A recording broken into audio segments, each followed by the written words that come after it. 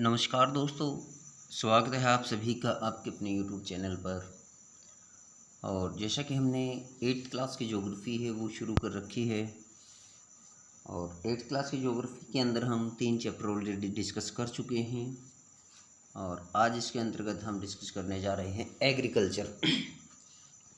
Agriculture जो कि भारत देश के संदर्भ में देखें तो भारत एक कृषि प्रधान देश और जिसकी अधिकांश जनसंख्या यानी कि मोर देन 60% जनसंख्या जो है वो जनसंख्या पर आश्रित है। लगभग 67% लोगों की या ये कहें कि 70% लोगों की आजीविका का जो साधन है वो एग्रीकल्चर है।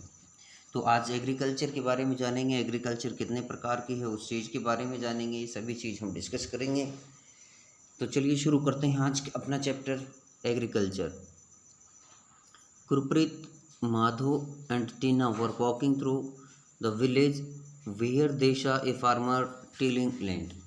गुरप्रीत, माधव और टीना जो हैं वो एक खेत के गांव के अंदर से गुजर रहे थे जहां पर उन्होंने एक किसान को भूमि जोतते हुए देखा। The farmer told them that he was growing wheat and had just added manure to the soil to make it more fertile. किसान ने उन लोग तीनों को बताया कि वो इसमें गेहूं की पैदावार जो है लेने वाला है, गेहूं की फसल बोने वाला है और अभी अभी उसने इसकी मिट्टी के अंदर खाद डाला है ताकि ये और अधिक उपजाऊ हो जाए। He told the children that the wheat would fetch a good price in the mandi from where it would be taken to factories to make bread and biscuits from floor.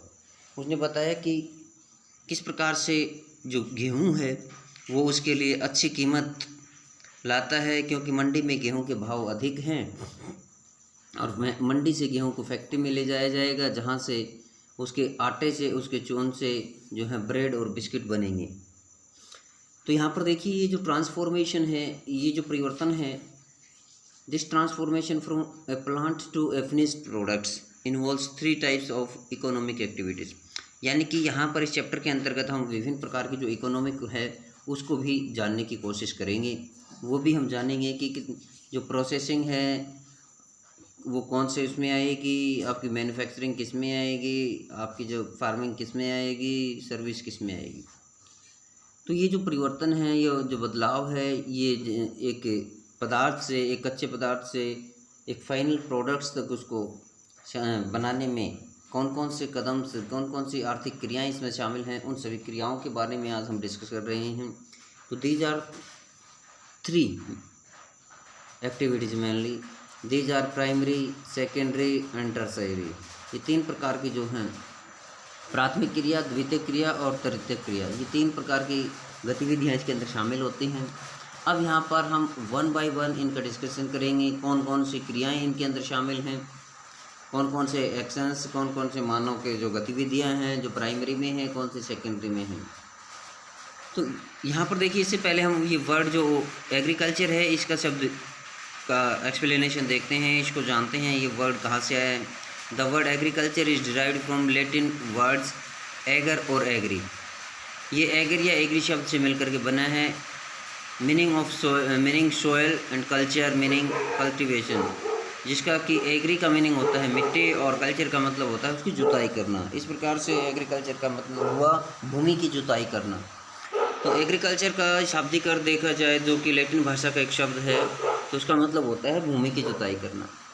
तो अब ये जो क्रियाएं कर रहे हैं हम 1 बाय 1 इनको देखते हैं। Primary activities include all those connected with extraction and production of natural resources.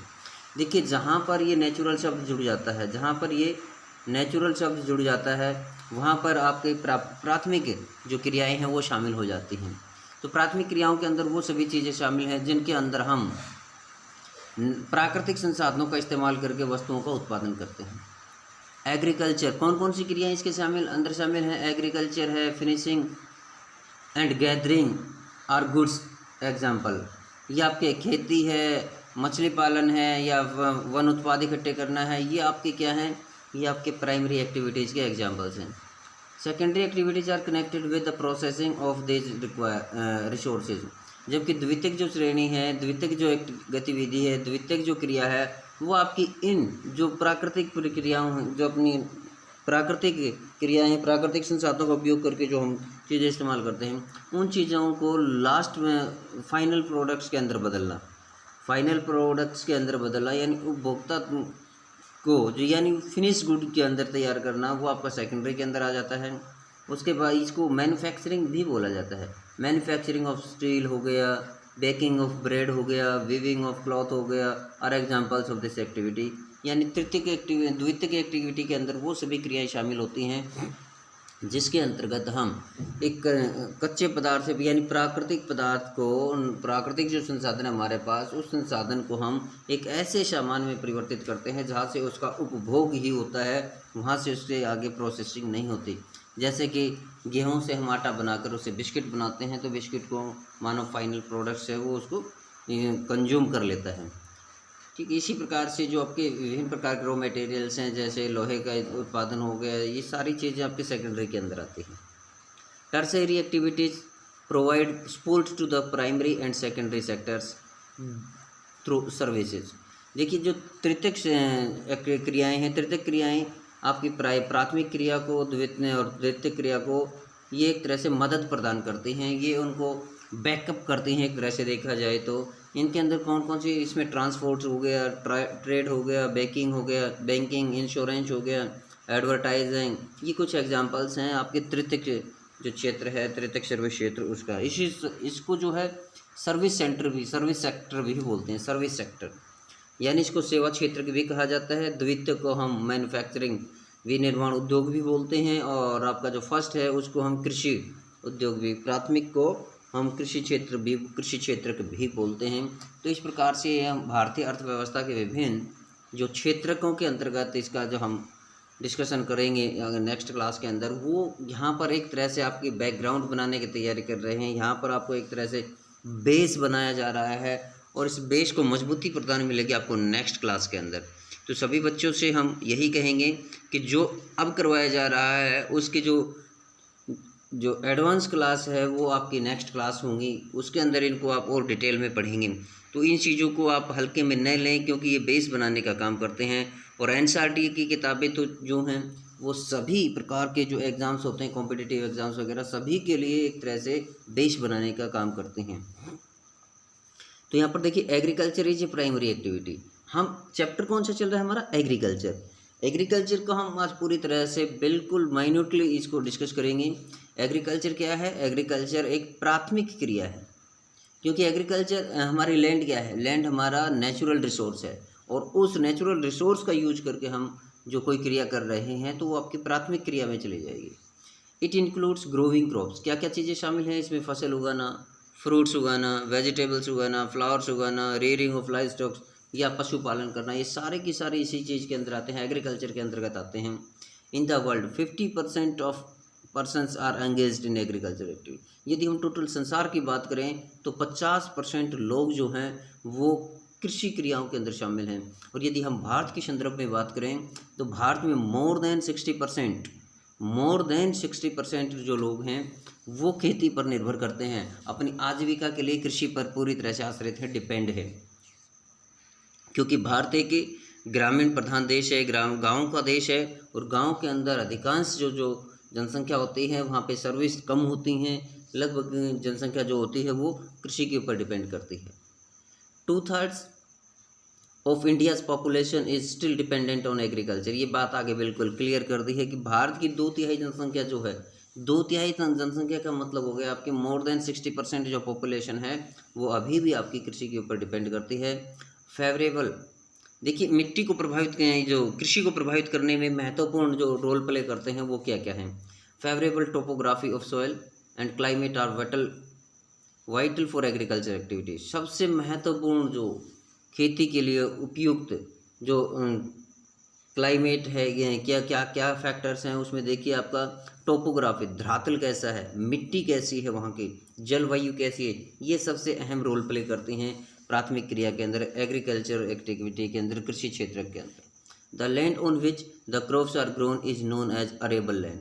देखिए वो भूमि जिस पर खेती की जाती है उसको अरेबल लैंड बोलते हैं, कृषि योग्य भूमि बोलते हैं। जैसा कि फिगर 4.1 के अंदर हम देखेंगे, in the map you can see that agriculture activity is concentrated in those regions of the world where suitable factors for the growing of crops exist।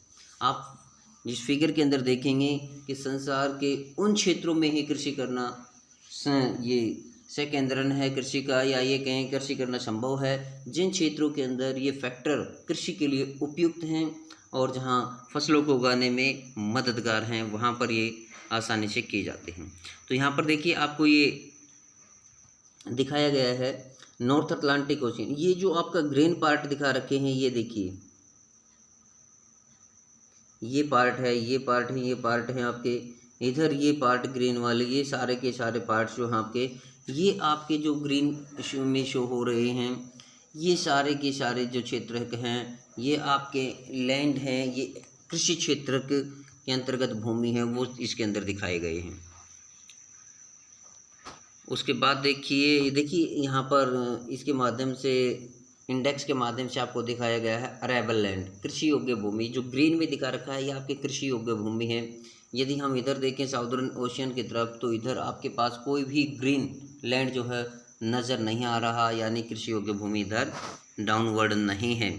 अब यहाँ पर देखिए, डू यू नो, क्या आप जानते हैं एग्री शब्द से, एग्री के अंदर यानी कल्चर के अंदर विभिन्न प्रकार के शब्द जोड़ने से क्या क्या बनता है। देखिए, agri plus culture, agriculture. Agriculture क्या होता है? The science and art of cultivation on the soil, raising crops and rearing life stocks. It is also called farming. देखिए, एग्रीकल्चर एक ऐसा विज्ञान है जिसके अंदर भूमि की जुताई, पशुपालन, खेती बाड़ी करना, ये सभी इसके अंदर शामिल होता है। इसको फार्मिंग, कृषि भी कहते हैं, खेती बाड़ी भी कहा जाता है। Sericulture, commercial rearing of silkworm, व्यापारिक पैमाने पर या व्यापार के उद्देश्य से रेशम की कीटों को पालना, रेशम की कीटों को पालना आपका सेरीकल्चर कहलाता है। इट में supplement the income of the farmer, ये किसानों की इनकम बढ़ाने में मददगार होता है। Pisciculture, breeding of fish in specially constructed tanks and ponds, एक विशेष प्रकार के टैंक या पॉन्ड बना करके मछली पालन करना सेरीकल्चर कहलाता है। विटीकल्चर, कल्टीवेशन ऑफ ग्रेप्स कहलाता है, यानी अंगूर की खेती करना विटीकल्चर कहलाता है। हॉर्टिकल्चर जिसमें आपको जो फल फ्रूट्स होते हैं और जो सब्जियां होती हैं, इसको जो व्यापारिक दृष्टि से यदि इसकी खेती की जाती है तो इसको हॉर्टिकल्चर बोला जाता है। अब आता है आपका फार्म सिस्टम। देखिए, फार्म सिस्टम में क्या होता है? फार्म सिस्टम में छोटे छोटे लैंड्स को बड़े बड़े लैंड्स के अंदर तब्दील कर लिया जाता है और आधुनिक तकनीकों का इस्तेमाल करके, आधुनिक जो इक्विपमेंट्स हैं, आधुनिक जो इंस्ट्रूमेंट्स हैं, उनका इस्तेमाल करके खेती की जाती है। एग्रीकल्चर और farming can be looked at as a system, एक सिस्टम के तहत इसको देखा जा सकता है, एक तंत्र के तहत इसको देखा जा सकता है। The important inputs are seeds, fertilizers, machinery. इसके अंदर जो इनपुट हैं, इसके अंदर जो प्रयोग होने वाले जो मद हैं, उसके आधार पर हम इसको कई तरह से डिवाइड कर सकते हैं। जैसे कि इसके जो शामिल होते हैं, बीज हो गए, फर्टिलाइजर, उर्वरक हो गए, मशीनरी हो गई, उस आधार पर हम खेती को, लेबर हो गए, इस आधार पर हम खेती को डिवाइड करते हैं। Some of the operations involved are flowing, इसमें से कुछ ऑपरेशन से कुछ प्रक्रियाएं ऐसे शामिल होती हैं जिसमें खेती की जुताई करना, बिजाई करना, सिंचाई करना, वेडिंग से ये होता है खरपतवार निकालना, हार्वेस्टिंग होता है फसल की कटाई करना। ये इसमें कुछ प्रोसेस शामिल होते हैं जो किसान के द्वारा किए जाते हैं। The outputs from the system includes crops, और जो इससे हमें जो लास्ट उत्पाद जो प्राप्त होता है वो होती है फसल होती है, ऊन होती है, डेयरी होती है एंड पोल्ट्री प्रोडक्ट्स होता है। ये हमारे जो हैं उत्पाद होते हैं। यहाँ पर यही प्रोसेसिंग दिखा रखी है आपके, ये जो दिखा रखे हैं आपके, ये इनपुट्स हो गए, प्रोसेस हो गया, इनपुट्स हो गया। इधर आपके फिजिकल इनपुट्स हैं। फिजिकल इनपुट्स के अंदर आप देखें तो आपके इसके अंदर सनशाइन हो गया, टेम्परेचर हो गया, रेनफॉल हो गया, सोइल हो गया, स्लोप हो गया। ह्यूमन इनपुट्स के अंदर देखें तो स्टोरेज, लेबर, मशीनरी, केमिकल्स, ये ह्यूमन के अंतर्गत आते हैं। ऊपर वाले आपके नेचुरल भी बोल सकते हैं आप, और फिजिकल, भौतिकी भी बोल सकते हैं।